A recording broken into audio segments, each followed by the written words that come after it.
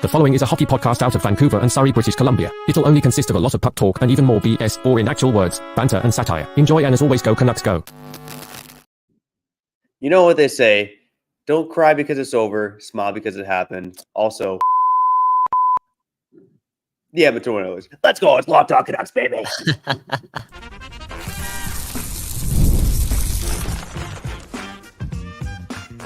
You're Locked On Canucks, your daily podcast on the Vancouver Canucks, part of the Locked On Podcast Network, your team every day. Hey, welcome to another episode of Locked On Canucks. My name is Trevor Beggs, co-host of Locked On Canucks, and also a Canucks writer since 2013, currently with Daily Hive Vancouver. Before we dive into today's episode, we got to thank you for tuning into Locked On Canucks, because guess what? It is your Canucks every damn day, even after the losses, baby. We are here for you. Also got to let you know today's episode is brought to you by FanDuel. Make every moment more. Right now, new customers get $150 in bonus bets with any winning $5 bet. That's $150 with any winning $5 bet. Wow. Just go visit FanDuel.com/lockedon today to get started. Kyle, not the episode that you or I wanted to record, but alas, here we are. The Canucks eliminated by the Edmonton Oilers. Yeah, those big old swirly pieces of poo found a way to get it done against your Vancouver Canucks. And Kyle, I know you did the reaction episode last night, the Oilers deserving to win, but I want to talk more about the Canucks today. And I think this episode is really twofold. You know, I do think there's the positive angle, right? You know, the Canucks went farther than anyone thought. Let's talk about it, the dawn of the new era. But let's also talk about Game 7 itself. What went wrong and what did we see happen in Game 7? We'll touch on that and more. Before we get to it, let me introduce him, my co-host, the one and only Kyle Bowen. How you doing, brother? We really have to recap the game in 10 minutes, really? Like, what went wrong, really? We're going to do that all over again? Trevor! Man, oh, man. Canucks get eliminated. I feel like I got eliminated, and it's raining outside. You can't make this ish up, man. Late May, hockey's done, and it's raining. What? Life as a Canucks fan. Unreal. Again, my name Kyle Bowen. That right there is Trevor Beggs, the second best dad in the world. And this is the first time in my life I wish I had a child, man. For real. I wish I had a child, or I wish I had my dog with me, okay? My dog lives with my parents, and I just want to hug something. I want to see love. Let me ask you this, Trevor, before we go into a little spiel about this new era of Vancouver Canucks hockey. Does it make it easier that you have kids? You know what I'm saying? Like, you woke up in the morning and you're making your kids breakfast, and the night before the Canucks lost, I feel as if you really can't take these losses personal anymore, right? Because for me, I woke up at 6 a.m. and I just didn't want to, I don't want to wake up. I didn't want to enter the world, for real. So, yeah, just answer that question, because if the answer is yes, I'm probably going to have kids by next April. Yeah, I know. I think we talked about it also on my road trip, but having kids is quite a good distraction when there's stressful situations like watching your Vancouver Canucks in a do or die game. And it's funny, I talked to you, I talked to my parents, and I know the interesting thing between you and my parents is that you guys both struggle to watch. You didn't want to watch overtime. My parents are like turning off if the Canucks aren't playing well. You know what I mean? There's a lot of fans like that, right? But yeah, for me, definitely having kids is a good distraction, not to think about the game as much when the game isn't going on. It should be the other way around. The Canucks should be the distraction, not your kids. Anyways, man, I'm definitely taking the staples out of that piece of rubber I have over my Tic Tac, if you know what I'm saying. Because yeah, it's time to have children. It's time to have children, man. I need some love in my life. Anyways, a new era for the Vancouver Canucks. The new season starts in like 4 months. It's pretty much right around the corner. And I'll say this, man, because I'll get into all the pessimistic, bad attitude stuff in a handful of minutes. But how can you not be proud? I'm not going to say of the effort, because time in and time out this playoff run, there weren't a lot of 60-minute efforts. But how can you not be proud of the fight? You know what I'm saying? Like their eagerness to not go away in third periods. I know some people frown upon them not being able to, again, play complete games and only waking up in the 10 minutes. And I don't know what the hell Rick Tocchet is telling the guys before the game. It's BS, but for them to do it time in and time out when the chips are on the line, it's definitely something that they can take into next postseason. Like, I don't want this to be the recipe for success for the Vancouver Canucks, rope and dope, rely on goaltending. I don't want that to be the case, but the fact that this core knows in the future that they're never out of it bodes well, because at the end of the day, it's about winning games, not really how you win games in the playoffs, right? So I'm proud of their effort. I'm proud of how they went out for real in the third period. Yeah, and Rick Tocchet was so optimistic and positive about his team post game, and you can kind of see why, right? It's like there's no point harping on the guys when your season's done, despite the fact that there were some things to harp on for sure. But Rick Tocchet had an interesting comment too. He said that Adam Foote told him following, like right after the loss, that the Canucks were going to be better for this, right? And Kyle, we didn't want to talk about it while the playoffs were going on, but what have we seen time and time again, right? The Colorado Avalanche went through their struggles for a long time with Nathan MacKinnon before they finally figured it out. Mm-hmm. Edmonton Oilers, they haven't won it yet, but they've certainly gone through their losing as well. Mm-hmm. And obviously the Tampa Bay Lightning went through it. Pretty much every Stanley Cup winner goes through this, okay? And, again, we talk about I got a lot of anger towards Jim Benning this morning, right? I know Francesco Aquilini tweeted out, "Thank you, Jim," but I got anger towards Jim Benning for wasting 3 years of Elias Pettersson and Quinn Hughes as youngsters, right? Because this is their first real taste of real postseason hockey, and it was always going to be a learning curve, right? And for Pettersson, it was a bigger learning curve than we thought it was going to be. By the end of the day, I think Adam Foote's got a point, and a very good one. This team is going to be better for this in the long run. Now, it freaking sucks, okay? I sit beside a coworker at work who's an Edmonton fan. Uh-huh. I got a call from a client this morning who's an Edmonton fan. I'm getting from family cheering for Edmonton. Today sucks, okay? Today sucks. It is raining outside. I did not wake up with a hard dick this morning, if you know what I mean, okay? Mm-hmm. It's just, today sucks. But, at the end of the day, in the long run, the Canucks are going to be better for this. And to me, this is the dawn of a new era. And Kyle, I know we talked about it before. If you told me in September that we were going to push the Oilers to Game 7 of the second round, I would consider that a successful season. But yeah, obviously today it doesn't quite feel that way. You started off the episode with the whole, like, I'm paraphrasing, but, we exceeded expectations. We got past the first round, all that jazz. We should be happy. With all that being said, again, this Vancouver Canucks team traded a lot of picks this year, man. They went all in to some extent with the Lindholm trade. I feel as if the second round was the minimum when it comes to playoff expectations, to be honest. Going to the Western Conference Finals would have been overly satisfying, but that's just me being a little delusional, because at the end of the day, you rarely, if not at any point in the last 10 to 20 years, I don't know if you can correct me on this, have seen a lottery team go to the Western Conference Finals. You know what I'm saying? And 13 months ago, me and you are crying because we're drafting what, 9th or 8th or 7th? Like, what did we draft last year? 12th? Right? Like, you get what I'm saying? 11th? You know what I'm saying, bro? It's emotional right now. You see the potential of this roster. You see the UFAs. You see how many players exceeded their contract values. And you see the Oilers' third line and their fourth line. And you're just like, oh, there was a chance here. There was an opportunity here. And look at Stuart Skinner beating us with like an 800 save percentage. And yeah, it's a lot of things. But Trevor, I am realizing that, again, this was probably the most this team could have done. Literally. And, you brought up the whole Nathan MacKinnon thing. Colorado got eliminated in the second round 3 times in a row before they won a cup. You know what I'm saying? The Oilers, who knows what they're going to do in the Western Conference Finals. I don't want them to win. I know Kempner Canuck is like, go Oilers, go. What are you talking about? You need the Oilers to collapse. You need the Oilers to collapse. Nobody be cheering for the Oilers. You need them. No. The path to the finals for the Vancouver Canucks in the near future is a lot easier with the disgruntled Oilers group. Real talk. Don't be giving me that Canada BS type of energy, okay? F the Oilers. Congratulations, though. I could say congratulations because it's year 1 of the rivalry. I won't be saying it next year, but F the Oilers. Where am I going with this? This was the most the Canucks could have done, honestly speaking, realistically speaking. And you know what? We're 10 minutes into this conversation, and this is not an excuse, but we didn't have Demko and Besser. I didn't say we didn't have Mikheyev and DeSmith. We didn't have Demko and Besser. So you put that into the equation. And again, the Canucks got to their capacity this season. Yeah, I don't want to sound like a butthurt fan, but I'm gonna say this right now: the Canucks win this series with Demko and Besser. Hey, Really, Shelovs was Trevor? great. Don't do this, Shelovs man. was Come great. on, I'm man. doing it.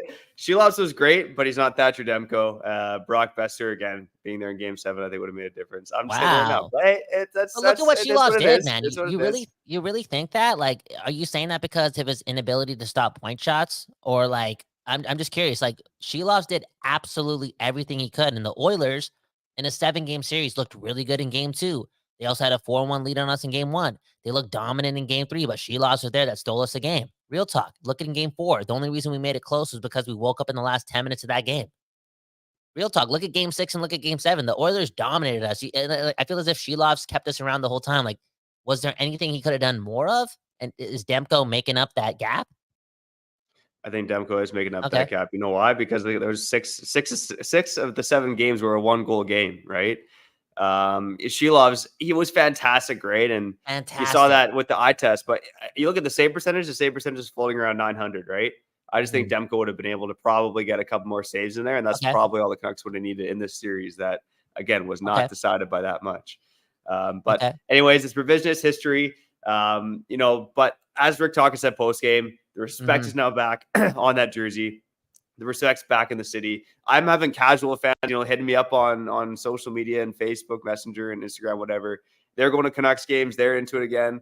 I got family who are listening to our podcast here, Locked On Canucks, your Canucks every day, who I know would never otherwise listen. So, I said all along, I love casual fans. I love bandwagon fans. Come join the party. And I do think this is the start of something to come for the Vancouver Canucks, because I think at least Patterson and Quinn Hughes, they're going to be better the next time the postseason comes around. They're going to be hungrier. JT Miller is not going anywhere, okay? Brock Besser, he's emerged as a two-way goal-scoring threat. And again, you look at in net with Demko and Shelovs. I think this team's in a great spot. Now, lots to get ahead to in this offseason. Lots of crazy decisions they got to make. We're going to break it down for you all here on Locked On Canucks. Before we get to all that stuff in the weeks ahead, I do want to take a few minutes to touch on Game 7 itself, okay? Because Scott, I know you did your post-game episode last night. If you want to just go take a nap, you can, but I got some stuff to get off my chest about what happened, maybe some lessons that can be learned from I'm gonna go in here. the coaching staff and management heading into next season. Okay, I'm gonna get mad here. I feel as if a lot of people are gonna hit the dislike button in a couple minutes after I just go off on the Vancouver Canucks and what they did in Game 7. Okay, but we'll do that in a couple minutes. Who we shouting out here on Locked On Canucks, Begsy? All right, and I'll show this comment from Callum quick. I think Callum said, "Tell us why we ought to be happy today, Trevor and Colin." Hey, I think I just did. The dawn of the new era, and maybe we'll end off on a positive note as well. But we do got to get some things off our chest first, Callum. Again, thanks for tuning in to Locked On Canucks. Your Canucks every day. Before we get to all of that ahead, let's show to our friends over at FanDuel. Your microphone, Trevor. Your microphone's out. Oh, there you go. You're back. Oh, I'm back. Okay. All right. It's winner take all time in the NBA and NHL, and FanDuel is giving you a shot to bring home the win of your own. Right now, new customers get $150 in bonus bets with any winning $5 bet. That's $150 spreads, money lines, player props, and more. Okay. And, going into the Western Conference Finals, the Dallas Stars and the New York Rangers are the favorites. Now, Kyle, I was going to ask you to make a prediction, or who do you think's going to win? Who would you be betting on? But I know you're not going to watch any more games, are you? No way, dude. Come on, man. I'm like a player, dude. You think the players watch the playoffs after they get eliminated? I'm done, bro. I'm reading books. I'm sipping tea. Bro, I'm gonna turn into a genius over here in the next couple of months, man. I don't get me wrong. I wanted to watch more games, but the way I'm coping with the loss of not watching more games is looking forward to not having to watch more games. You know what I'm saying? I got more time on my hands, okay, to be the Kyle that I want to be. That being said, Dallas Stars in 2. Dallas Stars in 2. And hey, FanDuel actually has the Florida Panthers, my apologies, as the favorite to win the cup right now. So it's going Florida, then Dallas, then Edmonton, then the Rangers. So could be a Southern U.S. final based on FanDuel if it's Panthers and Stars at the best odds. Plus 230 for the Panthers, plus 240 for the Stars, plus 270 for Edmonton, plus 380 for the Rangers. Not getting any. No matter what bet you're making, make sure you go visit FanDuel.com/lockedon and make every playoff shot count. FanDuel, America's #1 sportsbook. Man, if Florida wins a cup before the Vancouver Canucks, bro, I'm gonna cheer for I don't even know, Real Madrid, whatever team wins it. Come on, man. Are you serious, dude?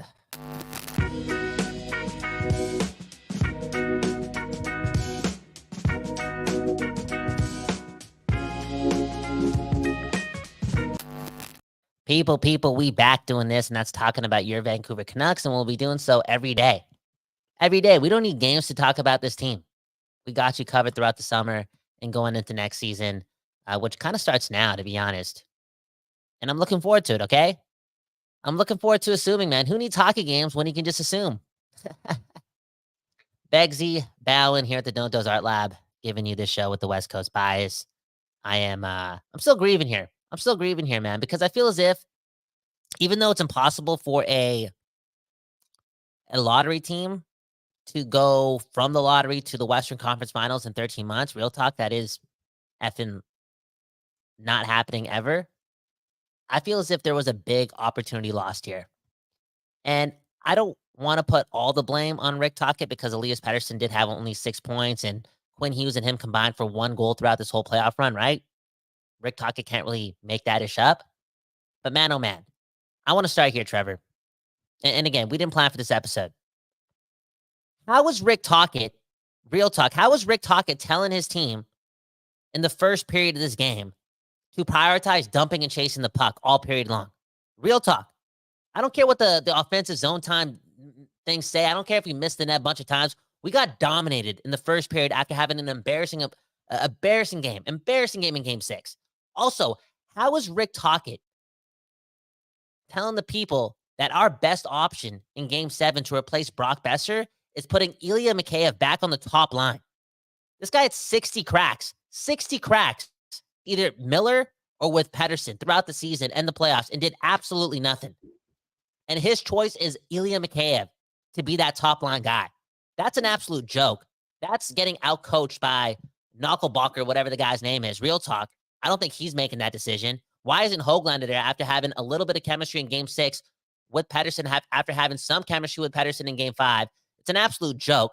And I'm not going to say it's a big reason why we lost that game. Again, we got dominated in the first 40 minutes. But that is, again, such a failure on all regards. Like there's no excuse for that. And again, options are limited. Besser's hurt.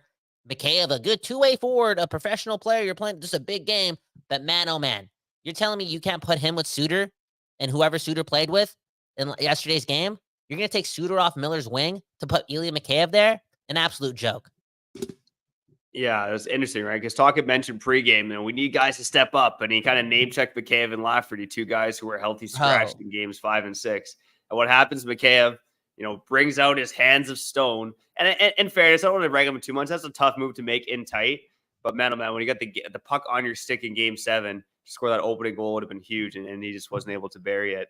But he's had hands of stone for a long time now. And you look at Sam Lafferty, the guy takes a penalty that leads to the eventual game-winning goal. So both guys were not good in Game 7. And yeah, for Mikheyev to get that opportunity with Miller and Patterson didn't feel right.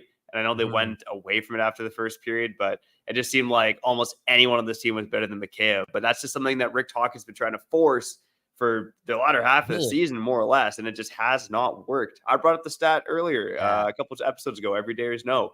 Patterson without Mikheyev this season had 4.5 goals per 60 at even strength. That would have been the best mark in the NHL. Zach Hyman was just below 4.5. With Mikheyev on his wing, Patterson had 2.5 goals per 60, which is right around league average, a bit below league average. So, I mean, Patterson needed to be better. We know that. But having a guy in Mikheyev with hands of stone, getting that prime opportunity, it just felt like the wrong decision from the get-go, and it proved to be the wrong decision. Oh, yeah, it was a major wrong decision. And let's be real and let's be honest, too. I think, there's a lot of talk right now about how Quinn Hughes is going to learn a lot from this experience. Same thing with Patterson. Same thing with a lot of players on this team. But man, oh man, Rick Tocchet is definitely going to learn the most and has to learn the most. I hope he doesn't have an ego. I hope he's humble. He's going to win the Jack Adams and all that jazz, but I hope he understands that he has to adapt. He really does. He can't always have it his way. And you know what? In the second half of the season, the Canucks were one of the worst offensive teams in the league, it felt like. Real talk. I feel as if they were last in shots for post All-Star break. And were they last in shots for in the playoffs?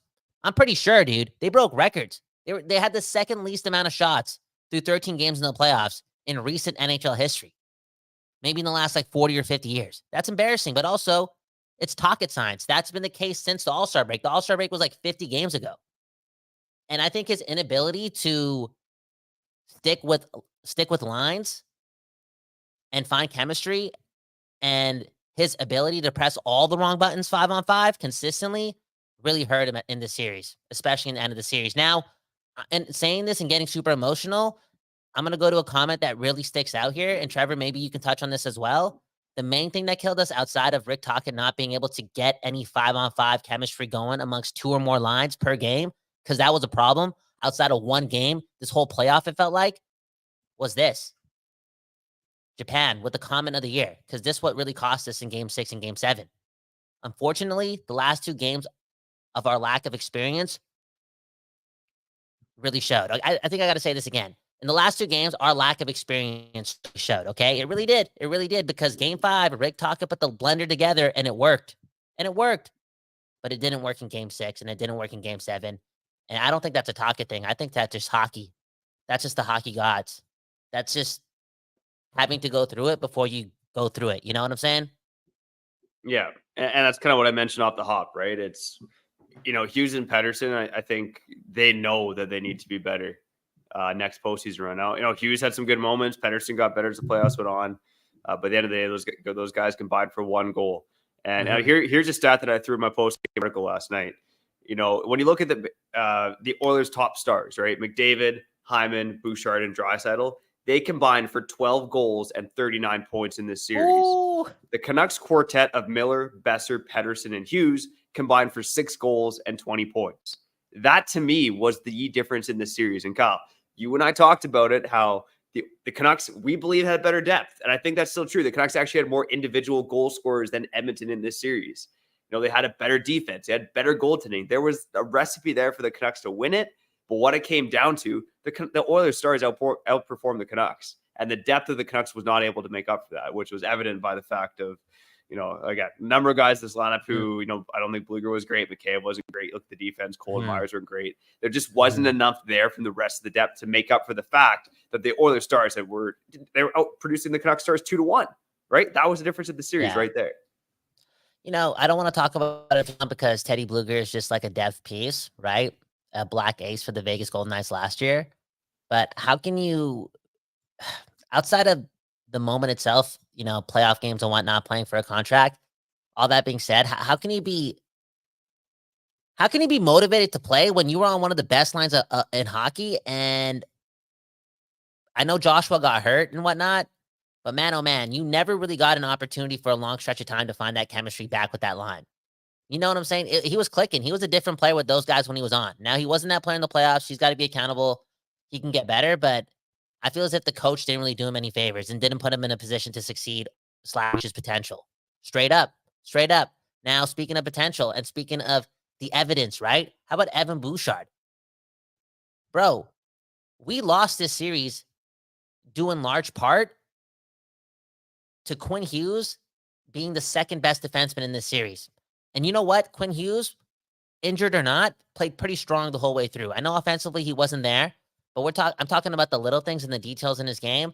He wasn't quote unquote perfect, because that standard of perfection for Quinn Hughes is all the way up there. But man, oh man, he was always one of the best players on our team. He really was doing his thing. But Evan Bouchard was clutch, ice in his veins. 10 plus points, 12 points, whatever it is. I think he's the fastest defenseman to 20 points in the playoffs in NHL history. And there was Quinn Hughes with 0 goals in the playoffs. 0 goals. The fact that we lost that matchup so drastically, again, it's the little details, right? It's the fine things. It led Edmonton to this victory. So all this talk about Patterson and whatnot, Quinn Hughes, after scoring 17 in the regular season, had 0 goals. 0 goals. And a big part of the power play that sucked. The power play sucked, and that goes on Rick Tocchet as well. Again, I want this guy to adapt. He's one of the alphas, the leaders, and he's got to be better. And he will get better. I think this is different than Tampa when he was the head coach, and different than Arizona. He has a lot of star power around him. He also has Rutherford and Alvin above him as well. It's going to be different this time, but we're talking about Rick Tocchet being the power play quote unquote guru for this team. And the power play and Quinn Hughes and company absolutely sucked ass this whole playoffs. And it was a big reason why this team couldn't advance. When I say it's opportunity lost, I look at how many assets this team gave up in a 12-month span. I look at the fact that JT Miller's 31 years old. And the fact that the little things didn't go the Canucks' way and the power play absolutely sucked. It sucked at the same time where the penalty kill was picking it up against the most lethal power play in NHL history. Dude, it's on Tocchet and company to get that right, and they didn't get it right. They were so wrong and weren't able to adapt. Again, Tocchet got out-coached, especially in the last 2 games, man. He got worked. Yeah, there was a clip of Chris Moose Knuckle on the bench or whatever his name is, and you could see him kind of like pointing out how the Canucks were lining up in the power play. I think they were saying the winger switch sides. I mean, this guy, I think he was pretty sharp at making adjustments and making changes. And man, oh man, was that Oilers PK aggressive. But yeah, I'm done giving the Edmonton Oilers flowers. It's stars in 5, baby. Let's go. Speaking of let's go to the other side to wrap up the show, get to a couple of comments. And well, you got to say something. You got to come back to me. I know we're running out of time here, but say something to me. Am I wrong on Tocchet? Am I talking out of my ass? Because I just feel like right. He's got to learn. The power play sucked. Yeah, the power play sucked. And it sucked over the entire second half of the season. Yeah. You could argue it sucked from the get-go, aside from a couple of good games early on, which really skewed the percentages. I mean, I do think there's ebbs and flows to a power play season to season sometimes. Like we saw, I think it was, the Boston Bruins had a bad power play this season. The Colorado Avalanche had a bad power play for a good chunk of the season too. So, but in the playoffs, man, oh man, you need your power play clicking. And obviously it was not clicking for your Vancouver Canucks. But hey, changes got to be made there. And I think, Tocchet, I do believe that he's going to learn from his mistakes. Maybe I'm being too optimistic there, but he's going to learn. He's going to learn. Yeah, exactly. But, you need your power play to be clicking. I mean, at the end of the day, the Canucks, they end the postseason with 0.9 percentage on the power play. That's 12th among 16 playoff teams. All 4 teams below them bowed out in the first round. And actually, the 11th best power play, the one above the Canucks, is the Carolina Hurricanes at 19.4%. So it's almost like 6% better than what the Canucks had. So you need your power play goal. And again, I look at the Leafs Boston series. The Leafs had 1 power play goal. I think less than 5% of the power play in the series against Boston. You need your power play going, especially like you said, when the special teams are going like they are. And the Vancouver Canucks PK was unreal. So let's wrap up the show on the other side. Couple of comments to kind of tease what's ahead for us here on Locked On Canucks. Remember, it is your Canucks every day here on Locked On Canucks. It don't matter. It don't matter if the season's done. We did this 5 days a week last offseason up until July, where we went down to 3-4 days a week. But we got your back all offseason long. No ad read from me here. Just going to pause for a fart break. Remember, you're listening to Locked On Canucks, your Canucks every day. Man, we're going to have a lot of fun tonight in Vancouver, all my real fans.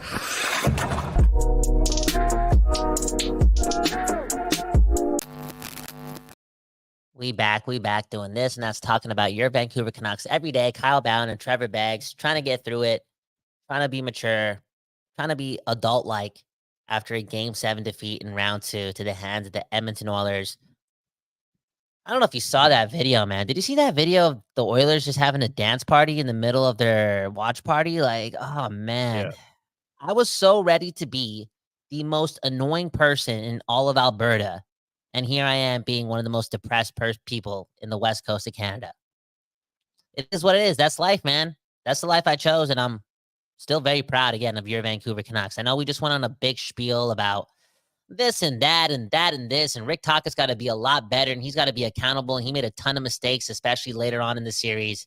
We know Hughes and Patterson have to be a lot better, blah, blah, blah. But again, it's all about experience, okay? And I know we got some comments to touch on, but can I talk more about this whole Tocchet thing? Because I feel as if it's really interesting how there are some people not questioning him, but fearful of what he did in Arizona coming to fold here. And I don't think that's going to be the case, because Arizona is an absolute trash organization.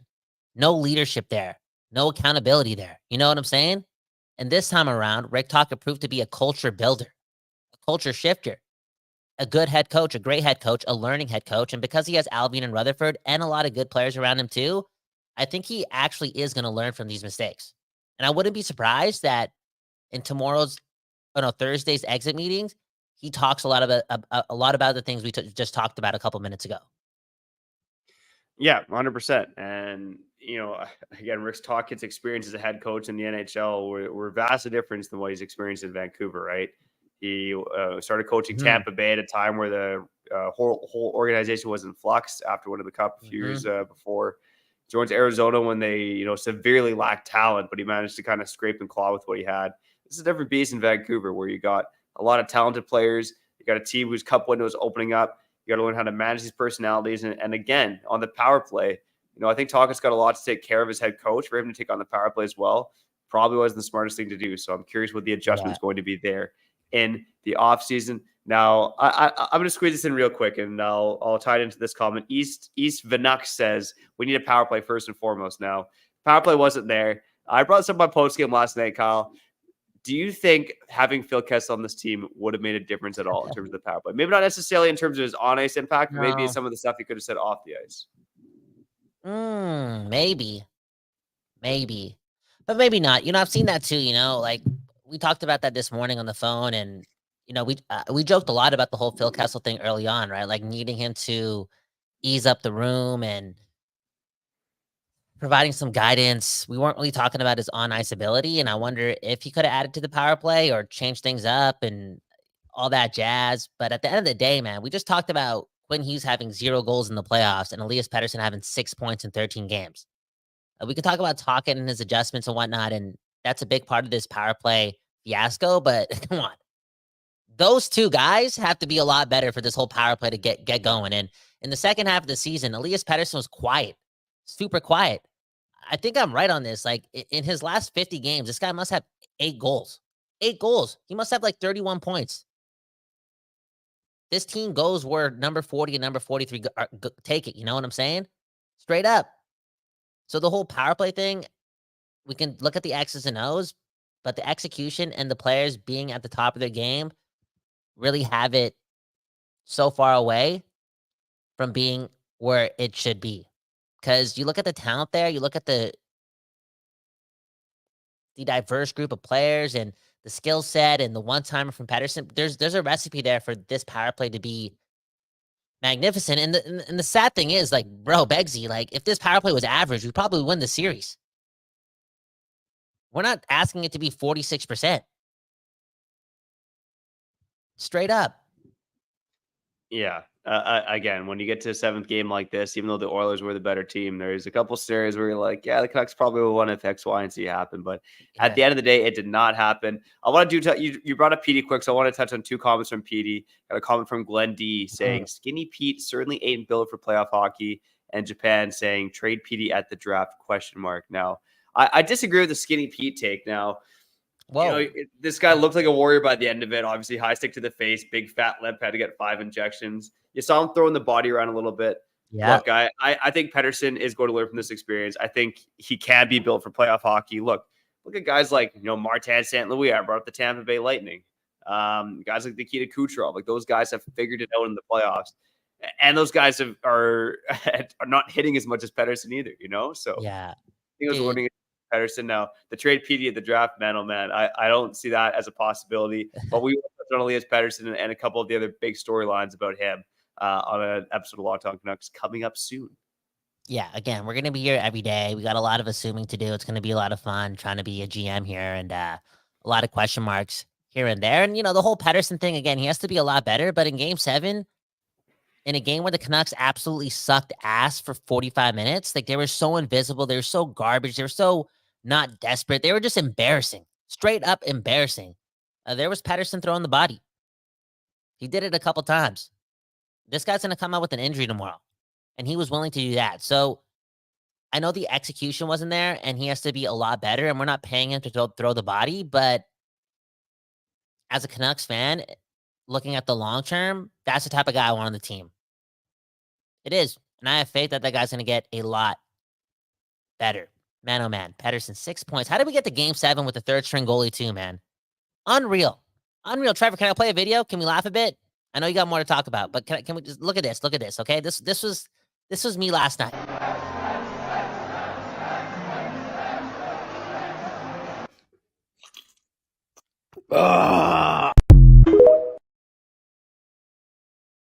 So that's life, man. That's life as a Canucks fan right now. For those of you who are audio only, that was a video of Kyle squirting a bottle of sriracha into his mouth after watching the Oilers dance videos. So, hey, you know what? I'd rather be doing shots of tequila with you, buddy, but shots of sriracha can also work. Hey, but that's okay, man. Again, it's the dawn of a new in Vancouver. Keep it positive, man. It's okay. And this comment from JV, he said, my girlfriend, said, why are you still torturing yourself? This is abuse. And he says, this is the way of the Canuck. I hope he's talking about watching Game 7 and not watching Locked On Canucks, because we were trying to keep things light and bright here, okay? I got to call the Canucks here and there, but have some fun while we're doing it. But man, oh man, I got to say, Kyle, for me personally, and this comment from Genevieve Stone, you threw up as well. Thanks for a great season, she says. Getting to listen to you guys every day only made the good season even better. It's been nothing but a pleasure to do this show here. Locked On Canucks, your Canucks every day. I would not be doing it if Kyle Bowen wasn't available. Because man, oh man, you are a key part of the show, buddy. And hey, you know what? As soon as we came on board, the Canucks started being good again. So hopefully we are starting here on Locked On Canucks, your Canucks every day. And we're along for a long, long ride here with a contending team that's going to bring home the cup for years and years to come. And hey, if you've been on our YouTube profile page, we had the video that we did in August that said the Vancouver Canucks will win the Stanley Cup. We didn't necessarily say in 2024, but I said in this era with this core, the Canucks are going to win a Stanley Cup. I still firmly believe that, okay? This is just the beginning for your Vancouver Canucks and this version of the Vancouver Canucks. So go Canucks, go. And remember, the Edmonton Oilers. The Canucks have to win a cup in this era. You know, JT Miller is 31 years old, and he's elite. He's an outlier. He held McDavid scoreless in 3 of the 7 games. You know what I'm saying? Like this is the time. It's the time to do it now. And whatever happened in this series happened for a reason. And right now may feel disappointing. But again, there's no team that goes from being in the lottery that transports itself into the Western Conference Finals. It just never happens. In order to get there, you have to go through things like this. And it was really evident in Game 6 and Game 7, games in which the Canucks had a chance to eliminate the Oilers. It was so evident that they've never been in a moment like that. They didn't understand what they had to do. They didn't understand there's a different pace to those games, and they got absolutely outclassed by an Oilers team who's been there before, has struggled in those scenarios as well, but ultimately had been there before, and it really showed. Again, I know yesterday, people are somebody actually got really mad at me on Twitter, okay? They thought that I was being really controversial yesterday and was only trying to make a hit piece on the Canucks just to get some views and all that stuff based on what I said about the game yesterday. But man, oh man, it's not controversial to say that the stars of the Oilers absolutely outclassed the Vancouver Canucks with Brock Besser or not. It's the truth. It's also not controversial to say that the Oilers could have won this series in 6 or 5 games if it's not for Shelovs. You know what I'm saying? It's also not controversial to say that this game 7 is not 7-1 without Archer Shelovs. It isn't. We got outclassed, and that's okay because we've never been here before. All that being said, you need this experience, and the Canucks are going to be way, way better. If Adam Foote is saying it right after a loss, an emotional dude, a dude who's been there before, it means something. The Canucks are going to be a lot better going forward in the playoffs. Can't wait. One love to the season. One love to all y'all listening. And again, we'll be back every day, man. We're going to be assuming a lot, talking about this team. Lindholm or Zadorov? What?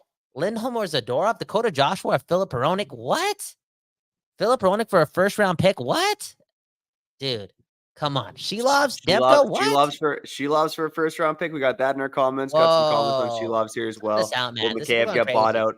Lots to get to with your Vancouver Canucks. Again, the Canucks might be done, but Locked On Canucks ain't going anywhere. It's your Canucks every damn day. Shout out to the everydayers, occasional listeners, first-time listeners, new subscribers, and those of you who join us on the live YouTube show. It don't matter where you're listening. We love you. Each and every one of you. You make Locked On Canucks what it is. Stay along for the ride, both with this offseason and heading into next season as the Canucks, they open their Stanley Cup window, baby. Let's go. But for now, we got to get out of here. Thanks again for tuning in all season long. Stay with us through the offseason, why don't you? But for now, we got to get out of here. I'm Trevor Beggs. That sexy mofo was Kyle Bowen, and you've been listening to Locked On Canucks. We got a viewer from Latvia asking this question about Artur Shelovs and what's going to happen with them. Bro, Artur Shelovs is one of the best goaltenders in hockey next season. You heard it here first, okay? For real. I believe that. What a clutch performer. Peace.